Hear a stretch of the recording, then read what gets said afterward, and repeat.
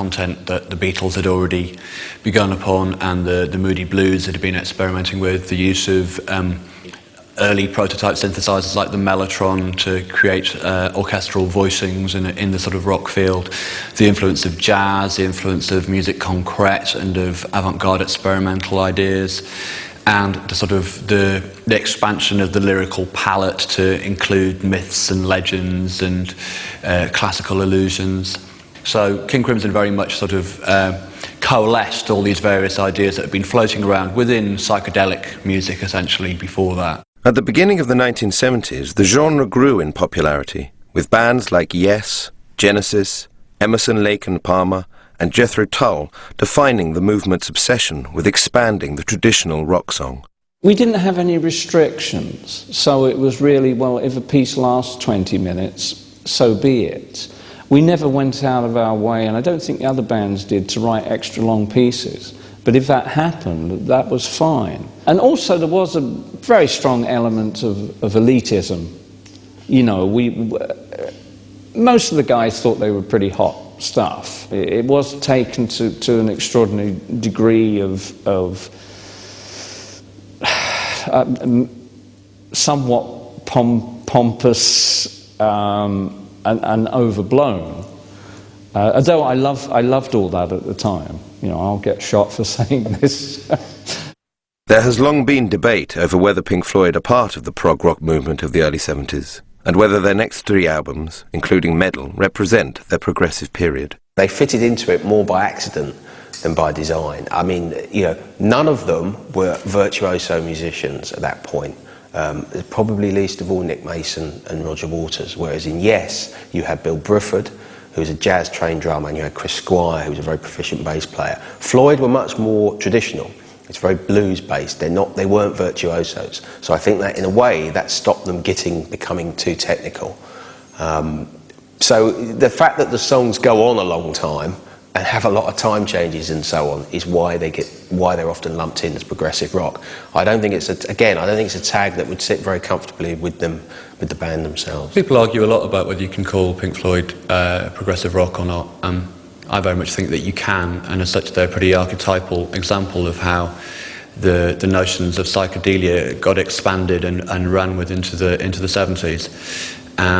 I think particularly in terms of expansion of song structure, the idea of incorporating classical elements into music, of incorporating avant-garde movements.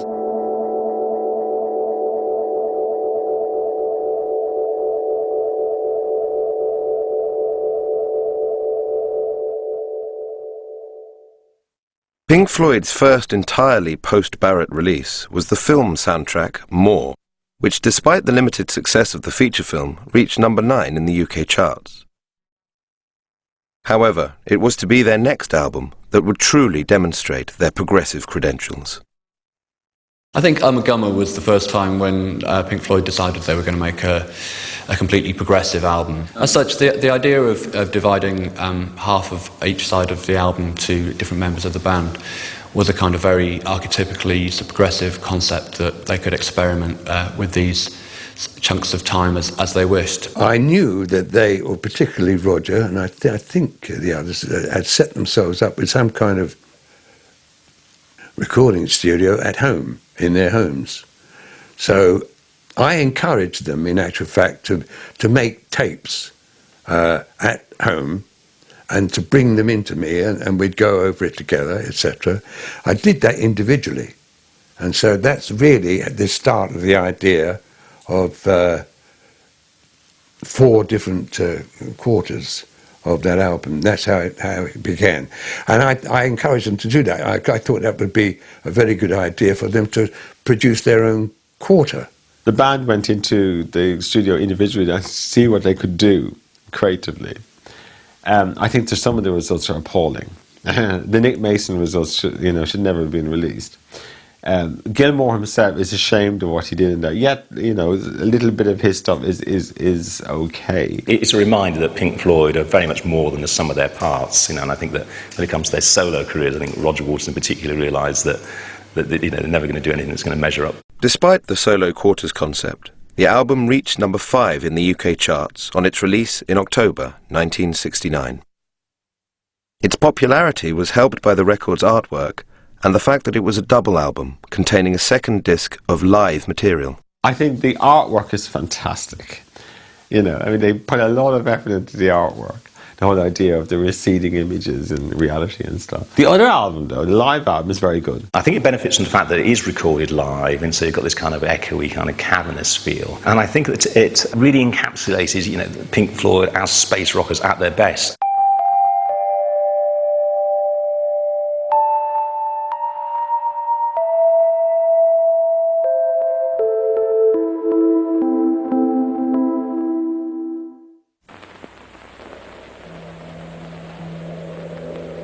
Zabriskie Point, a remote and barren blister of land in the American desert, as isolated as the face of the moon. Zabriskie Point by Antonioni, I think, is a classic film because it features the Grateful Dead and the Stones. Most importantly, it features the Floyd. Despite the fact that Pink Floyd were originally commissioned to record the entire soundtrack and ended up by only contributing 3 songs to the film, Zabriskie Point still became both an artistic and commercial success. The soundtrack also became the first release to feature the Pink Floyd of the 1970s. However, their first studio album of the decade would include their most ambitious song so far. An entire side of the record was dedicated to the title song, Atom Heart Mother. Atom Heart Mother, the track, I think, is dated very badly. It's this massive orchestral English kind of prog psychedelic thing.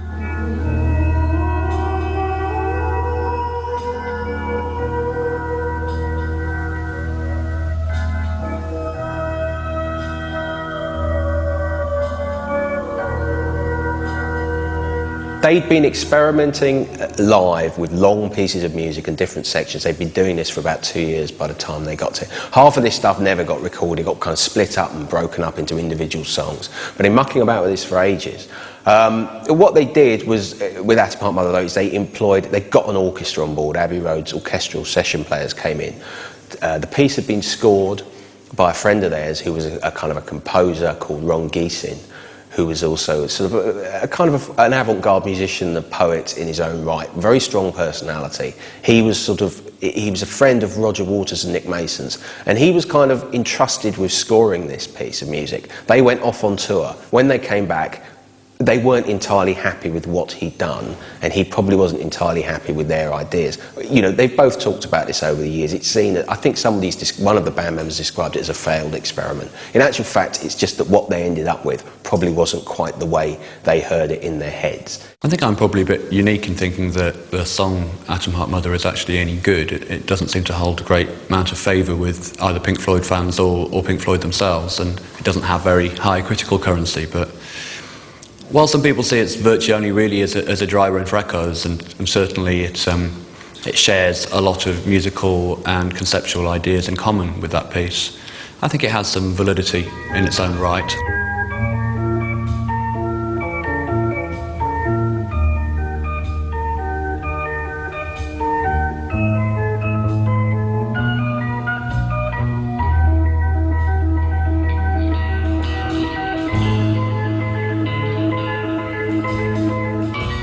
Parts of it are very exciting and quite invigorating, and one of the reasons I'm particularly fond of Atom Heart Mother is that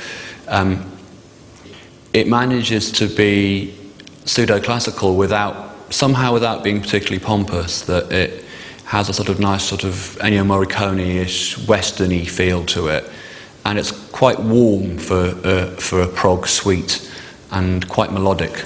And it has moments of indulgence, I think, but overall I think it's quite successful. But as a suite of music, at one side of the vinyl, different tempos, different changes, there's some weird Gregorian style chanting in the middle, there's this fantastic kind of funky rock guitar thing, which you can hear them ripping off again later on Dark Side of the Moon. It's interesting to listen to now because it's all little ideas, little seeds of ideas that you know, that you can hear them coming back to 3 or 4 years down the line. Again, it's put together though in the same spirit as everything they've done since Syd Barrett left. It's like, well, let's kind of just try this and see what we can do.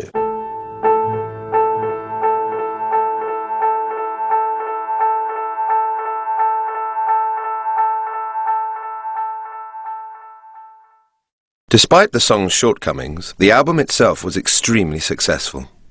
The second side of the record contained more conventional songs, and on its release in October 1970, it reached #1 in the UK charts.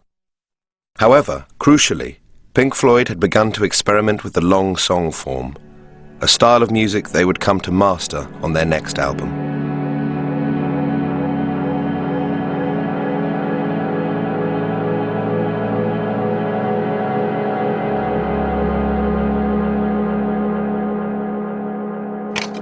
When they started on Meddle, there was no great plan, no set idea about what they were going to do. So there was a slight sense that things were creatively stagnating, and that what happened, they'd arrive in studios, they'd have to slightly cast around for things to sort of fill up the time on their albums. And I think that process slightly came to a head during Meddle, when I think they were rather despairing about what they would be able to find to actually make an album. When they went into Abbey Road Studios in January of 1971 to make Meddle, they didn't know what to do. So, you know, they decided that they would make sounds out of household objects. And they began recording bits and pieces in the studio which were given titles such as like Nothing Part 1, Nothing Part 2. I think it goes up to Nothing Part 32. It opened their eyes to what could be done in terms of getting these effects in recording. The only one of those sounds that eventually was used was the sound of Rick Wright's Steinway piano going through the microphone of a Hammond organ's rotating Leslie cabinet speaker. People don't realize that this rotating Leslie cabinet in the bottom, it makes a very strange Doppler effect if you put a note through it. Watery, pingy sound of the piano. The starting point is supposedly that wonderful sort of pinging keyboard sound at the beginning. Very tuneful, very sort of doleful sound. Is something Rick Wright did. Again, possibly by an accident, they decided to keep it, and they worked with it from there. That single note would form the very heart of Meddle. Pink Floyd eventually developed the sound into one of the most extraordinary tracks they would ever record, another side-long suite by the name of Echoes. It's almost like a showcase for what they could do when they put their minds to it. And that's the impression you get listening to Echoes, is that after a lot of experimentation, a lot of kind of floundering around in the dark, they kind of put their minds to something. You look at that weird pre-Dark Side of the Moon, post-Syd Barrett time, and Echoes is the crowning glory from that. That's probably the most successful piece of music they did in that period, those sort of 4 or 5 years. Despite having composed one of their boldest statements, before the song could be released, they had to compose an entire other side.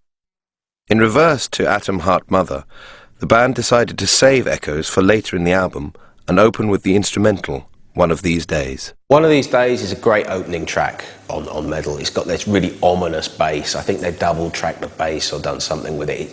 It sounds like a Doctor Who theme. It's got all kinds of sort of Ron Granger, BBC Radiophonics workshop sounds going on in there. I think they had been taken to the BBC sound effects studio. I don't know if that had any bearing on it. The story is that the track was much, much longer originally.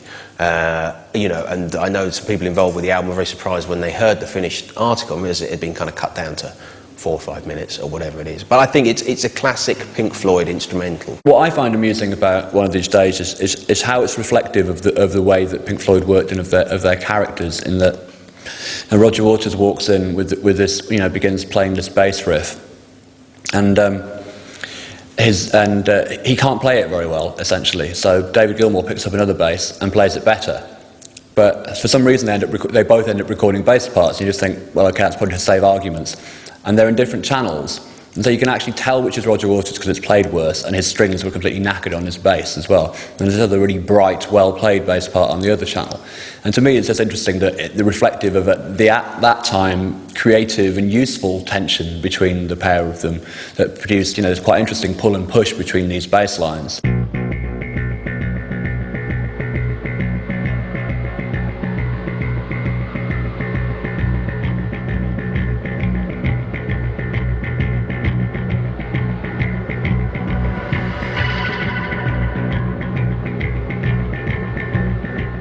Meddle was the first album that they, again, made extensive use of this Italian box called a Binson Echo Rec. Basically, it was one of the very early effects boxes. It could like do equalization, it could do reverb, it could do echo, it could echo delays, all this. And this is what Syd Barrett and Rick Wright used on The Piper at the Gates of Dawn. They decided that on Meddle they'd get back to using it because they were fiddling around with it, and then somehow they got two bass guitars going through it at the same time. It was a massive wall of bass. The very distinctive thing about it is the bass, obviously, and it's got a slap echo on it, which is a very close repeat thing, so that when you play the note, it repeats a millisecond afterwards. And this is an old thing made famous by Sam Phillips with Sun Records on the early Elvis and Jerry Lee stuff, and you would have that amazing quality, and it's a very promising start to an album, and the guitar sound, the distorted slide guitar that David Gilmour is using, I mean, that's very, very effective.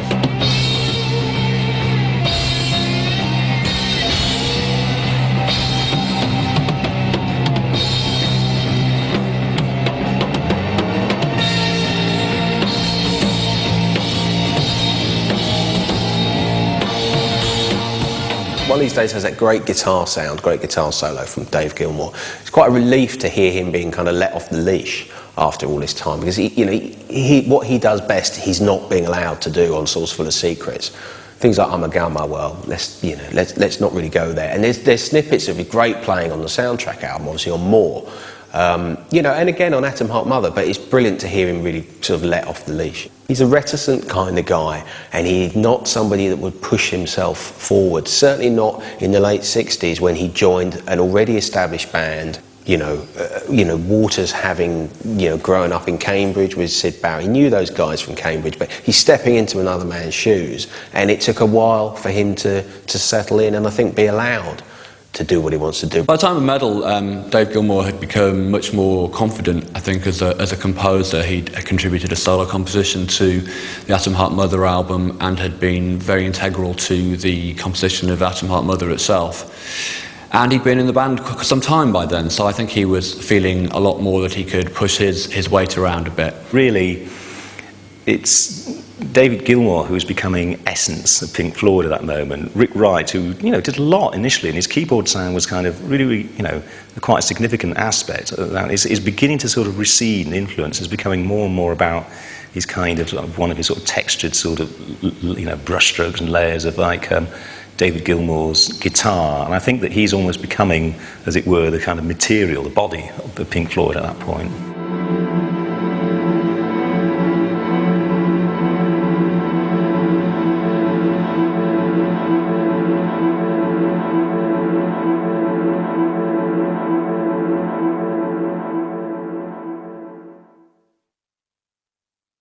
The next song on the album, A Pillow of Winds, was to be a much more gentle piece.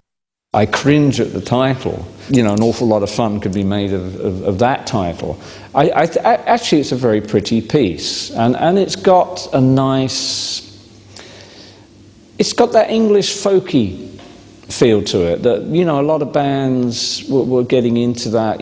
Traffic were around, and that kind of pastoral thing with acoustic guitars. Pink Floyd had been exploring this post-psychedelic pastoral side ever since Barrett had left, and it's a very English, gentle, slightly poetic, I suppose, romantic side of the band. There's a very different sort of pastoral feel from Syd Barrett's used to sort of okay. With Syd Barrett, it was this kind of sort of psychedelic hinterland of sort of bits of old half-remembered fairy tales, and it was like a population of scarecrows and gnomes, all of whom were taking on a kind of rather sinister quality. And I think when Pink Floyd do the same sort of thing on a track like this, then it's much more kind of, it's much more drowsy and just bucolic and pleasant and very, very hazy. A cloud of eider down draws around me, softening the sound.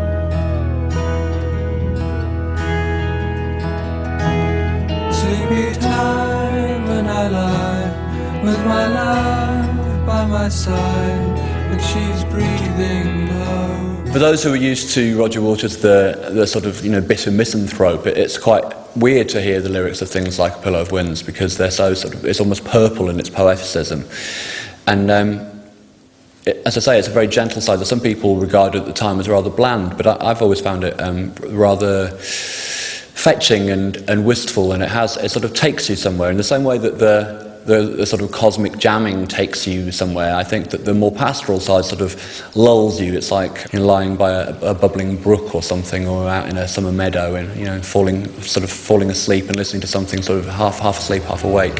And deep beneath the ground, the early morning sounds, and I go down.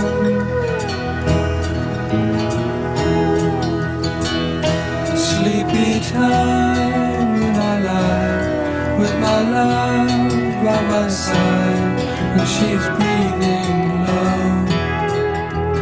low. It does sound very English folksy. It sounds like a sort of song. It reminds you of Cambridge in the 60s, which of course is where Gilmour and Waters had grown up. I think that more gentle acoustic side to that album